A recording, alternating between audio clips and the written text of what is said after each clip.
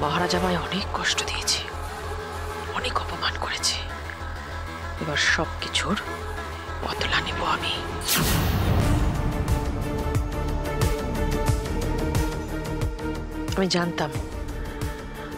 আমি জানতাম ও এত টাকা সোজা পথে রোজগার করতে পারে না, সে মূলত নেই। তবুও চোখের সামনে সবকিছু দেখে আমি ভেবেছিলাম হয়তো পাল্টে গেছে।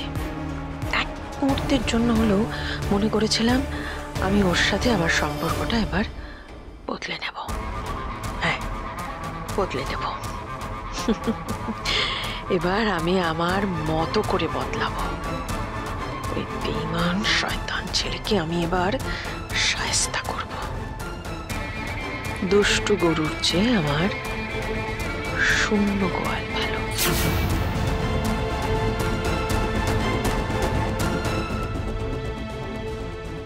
মা, আপনি দেখবেন মা, সব ভালো হবে। আমরা সবাই মিলে যদি চাই, মিস্টার মাথা গরমের কোনো ক্ষতি হবে না, কোনো ক্ষতি হবে না ওর। হ্যাঁ, কিন্তু তার জন্য যে তোমাকে আরো অনেক স্ট্রিক্ট হতে হবে পূজা। তুমি ভদ্রবাড়ির মেয়ে। আমি তোমাকে অনেক সময় অনেক বাজে কথা বলেছি ঠিকই, বাচাল বলে ডাকি, মেয়েকে আরো অনেক অনেক খারাপ কথা বলেছি, কিন্তু সেগুলো সব দুঃখে কষ্টে বলেছি পূজা। আসলে আমি চেয়েছিলাম যে মহারাজের একটা বেশ বড় লোক ব্যবসাদার বাড়ির মেয়ে ওর বউ হোক। মানে চাকরি টাকরি তো পাবে না, অন্তত কোনো ব্যবসাদার ঘরের মেয়ে এলে পরে তাদের ইনফ্লুয়েন্সেও যদি একটা বিজনেস কিছু করতে পারে, মানে দাঁড়িয়ে যেত ছেলেটা নিজের পায়ে। সেসব তো কিছু হলো না। সেই রাগে এসব বলি। কিন্তু জানো, আমার তোমার জন্যও না এখন ভয় করে। মহারাজের সঙ্গে থাকতে থাকতে তোমার ভবিষ্যৎটাও না অন্ধকার হয়ে যায়। হবে না পূর্ণিমা, হবে না। এই যে তোমার সামনে দাঁড়িয়ে এই পূজা মায়ে সবকিছু ঠিকঠাক করে দেবে, ওর উপর ভরসা রাখো।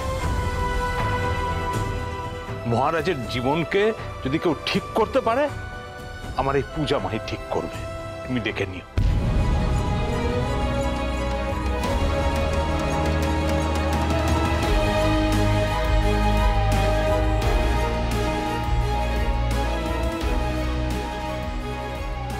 আমাকে পারতেই হবে বাবা, আমায় পারতেই হবে। আমি কিছুতেই মিস্টার মাথা গরমের জীবন জলে তলিয়ে যেতে দেব না। আমরা তোমার সাথে আছি।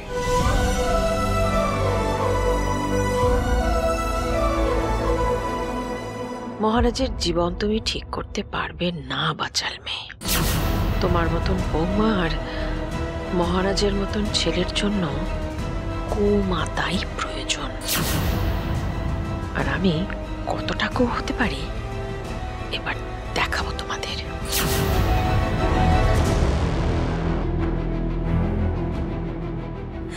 পূজাদি, চলো আমরা অ্যাংরি ম্যানকে ফিরিয়ে আনি।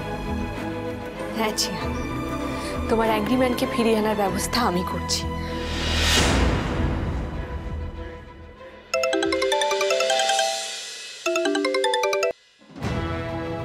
হ্যাঁ বল।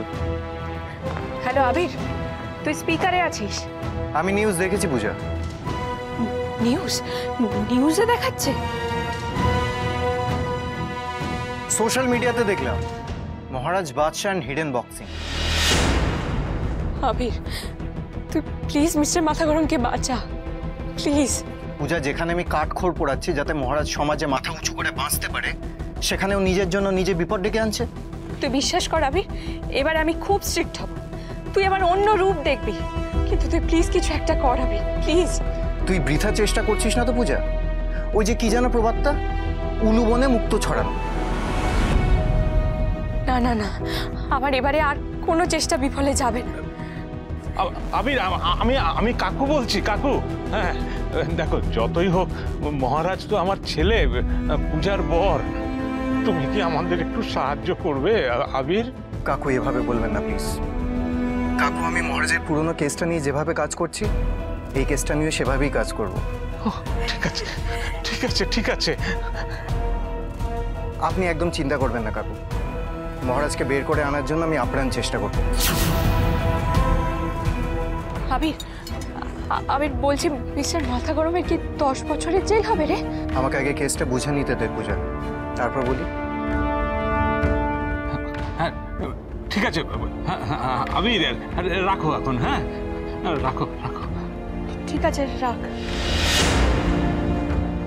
ও পূজা দি, অ্যাংরি ম্যানের সত্যি সত্যি অত শাস্তি হবে? হ্যাঁ না না না না মিসের অত সাজা হবে না। তোমার মেজদার ঠিক কতটুকু শাস্তি হবে আমার সেটা জানা নেই বন্ধু,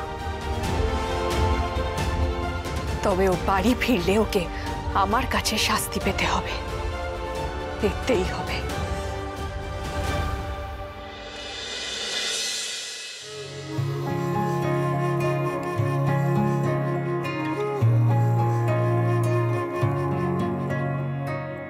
আরে বাবা, আমি চাইলেও তো আর 5টা মানুষের মতো বাঁচতে পারবো না, তোমাদের স্বপ্ন পূরণ করতে পারবো না। ওই জুভেনাইল হোমের কলঙ্ক আমাকে পার্মানেন্টলি অন্ধকারের দিকে ঠেলে দিয়েছে। অনেক চেষ্টা করলেও সেই কলঙ্ক যাবে না। পূজা আর কেউ জানুক না জানুক, অরিন্দম চট্টরাজের সাথে শত্রুতা, ওই শত্রুতার জন্যই আজকে এই পরিণতি। এটা তুমি মানো তো? আমি তোমার সাথে রিলেটেড বলে তোমার লজ্জা, তাই না? না না, মন খুলে বলো, তাহলে আমি এই রিলেশনে 1 মুহূর্তে শেষ করে দেবো, 1 মুহূর্তে। তুমি আমার শক্তি ছিলে মিস্টার মাথা গরম, এখন তুমি যদি আমার পাশ থেকে সরে যাও, আমাকে একা করে দাও, তাহলে আমি মনের জোর কোথা থেকে পাই বলো তো? কোথা থেকে পাই? কিভাবে আমি তোমায় বোঝাবো তুমি যা করছো ভুল করছো? কি করে আমি তোমাকে সঠিক পথে নিয়ে আসবো? কি করে? তোমাকে আরো অনেক স্ট্রিক্ট হতে হবে পূজা। যদি সুখে থাকতে হয়, ভালো থাকতে হয়, তাহলে একসঙ্গে থাকবো। পারবে না পূজা।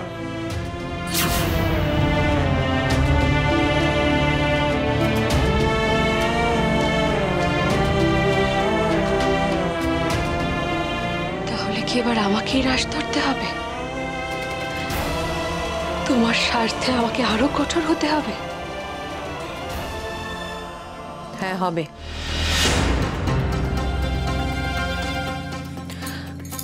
প্রয়োজনে সব স্ত্রীকেই তার স্বামীর জন্য, তার স্বামীর মঙ্গলার্থে সেটা করতে হয়। এবার তোমাকেও তাই করতে হবে। সোজা কথায় যদি সিধে না হয় মহারাজ, তাহলে অন্যভাবে ভাবতে হবে। অন্যভাবে মানে? সেটা তো তোমাকেই বিচার করতে হবে পূজা মা। আর এটাই তোমার যুদ্ধ। তুমি এবারের সত্যিকারের বৌমা হয়ে উঠতে চাও, তুমি মহারাজের যোগ্য অর্ধাঙ্গিনী হয়ে উঠতে চাও। সবাই এত ঘটা করে তোমাদের নাম রেখেছে পূজা রাজ, তা সেই নামকে বাঁচিয়ে রাখতে গেলে এইটুকুনি লড়াই তো তোমাকে লড়তেই হবে, তাই না? আমি জানি তুমি আমাকে বিশ্বাস করো না, হয়তো এখনো ভাবছো যে আমি তোমাকে মহারাজের বিরুদ্ধে তাতাচ্ছি, তোমাদের দুজনের সংসার ভাঙবো বলে এতগুলো কথা বলছে। কিন্তু আজ আমি তোমাকে এমন কিছু কথা বলবো পূজা, যাতে তোমার আমার সম্বন্ধে এই ধারণা একটু হলেও লঘু হবে।